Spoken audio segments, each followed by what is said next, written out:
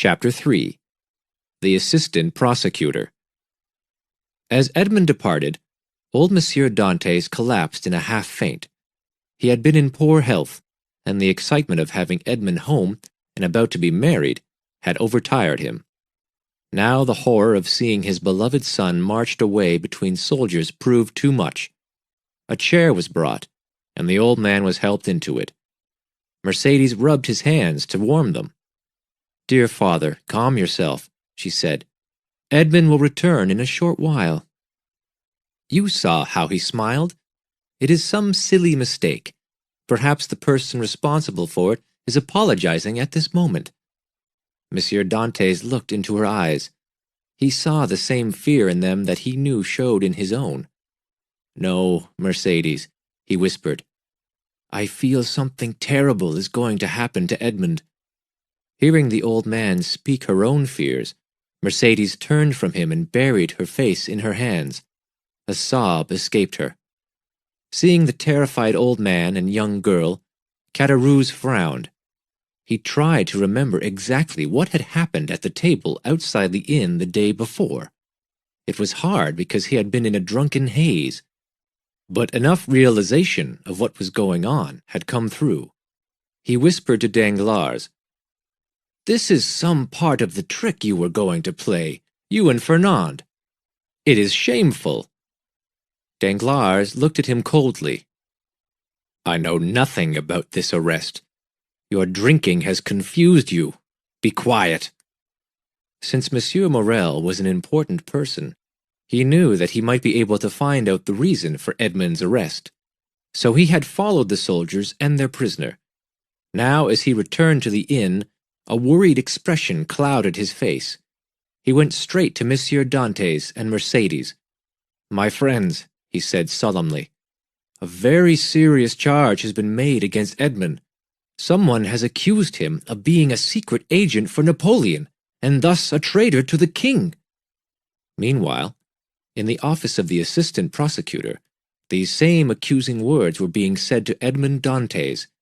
The prosecutor himself was ill in bed, and had sent his capable assistant, Monsieur Villefort, to deal with the matter. The two men were alone in the room, though soldiers stood on guard outside the door. Edmund stared in amazement at the assistant prosecutor. "No, sir, I am not a secret agent. I have no political opinions. I am only a sailor, and my concerns are my ship, my father, and my intended wife." Villefort, older than Edmund by only 10 years, was impressed by the sincere way in which Edmund uttered his statement. Villefort also saw intelligence in Edmund's face, though he realized the young man's education was confined to matters of the sea and sailing. Finally, it was of interest to him that he and Edmund shared a coincidence. Both had been celebrating their wedding feasts, and had been interrupted in the middle of the festivities. Villefort's mind wandered for a moment to the lovely, rich young noblewoman he was to marry.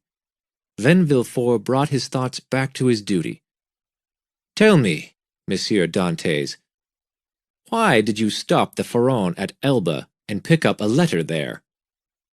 Edmund told his story so convincingly that Villefort believed him. He asked to see the letter, but Edmund hesitated. "I have sworn, sir, to give this letter only to the person to whom it is addressed," he explained. "It is a man in Paris." Edmund's loyalty increased Villefort's admiration for him. It was obvious that the young sailor was a person of honor, and that his claim to innocence was completely true. Villefort smiled reassuringly. "I represent the law here, and the law commands you to hand over the letter. In doing so, you will not break your word, because my soldiers could take it from you by force. Give me the letter, with your conscience clear." At these words Edmund smiled too. "I give you the letter gladly, sir. Though you are the law, you respect a man's honor." From the inside pocket of his jacket, Edmund brought out a sealed white envelope and handed it to Villefort. The assistant prosecutor turned away from Edmund toward the lamp on his desk, so he would have more light by which to read the name on the envelope. Thus Edmund did not see the look of horror which came over Villefort's face when he read the name.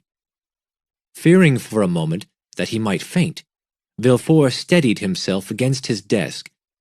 He dared to read the name again, and the familiar address in Paris. It still read, "To Monsieur Noirtier." The letter was addressed to Villefort's father. Villefort had often told himself that one day this moment would happen, the moment when all he had worked for would vanish and he would be disgraced. But lately, as he became rich and attained the position of assistant prosecutor, he thought less and less about that moment. The final step into a secure life was his engagement to Renée. He had used his mother's name Villefort on coming to Marseille, so no one connected him with the notorious traitor, Noirtier, who was loyal to Napoleon. Politically, Noirtier had been quiet for years, but as Villefort now read in the letter, his father was to come out of hiding and lead a plot to restore Napoleon to the throne. As a loyal subject of the king, Villefort could not allow the letter to be delivered, but neither could he bring himself to have his own father arrested. This was not because he loved him, but because he feared that the connection between them would inevitably be revealed. Villefort made his decision quickly, then turned back to Edmund. "Who has seen this letter beside yourself?"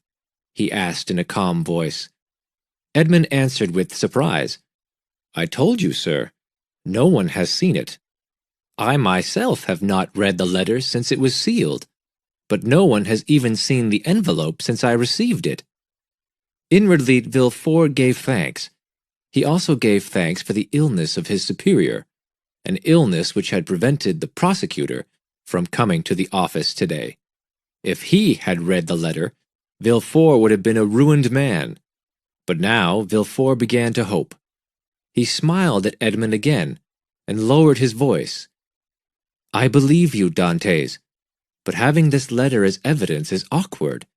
It is the only thing that supports the accusation made against you in this note we received."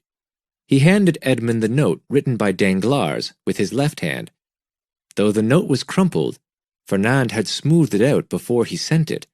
The signature still read, "A friend," with no further identification. Edmund read it and shook his head in bewilderment. "I don't know who could have written this," he said. Villefort returned the accusation to a folder marked Edmund Dantes. Then he took up the letter addressed to his father and turned it over in his hands, as if trying to decide a deep problem. Suddenly he winked at Edmund and strode to the fireplace. He tossed the letter into the flames. "I believed you are innocent, Dantes. Therefore I destroy the only evidence that exists against you." As Villefort saw the name Noirtier disappear into ashes, his heart beat normally again. "Thank you, sir," said Edmund. "You are more like my true friend than the king's prosecutor." "But now," said Villefort, returning to his desk, "you must take my advice. You must swear never to mention this letter or the name to whom it was addressed. Only you and I know it once existed." "I swear to tell no one," agreed Edmund eagerly. "If anyone questions me, I will deny such a letter ever existed. Now I must detain you a short while longer, until I have written a report," said Villefort, as an afterthought. He rang for the captain of the guards, then said something to him in a low tone of voice, so Edmund could not hear. To Edmund he said, "Go with him, Dantes." Edmund saluted Villefort and followed the captain of the guards with a light heart. He counted himself a lucky man to have had his case heard by the assistant prosecutor rather than the prosecutor. Villefort had said he must only stay a short while longer. Perhaps in an hour or less he would be back at Mercédès' side.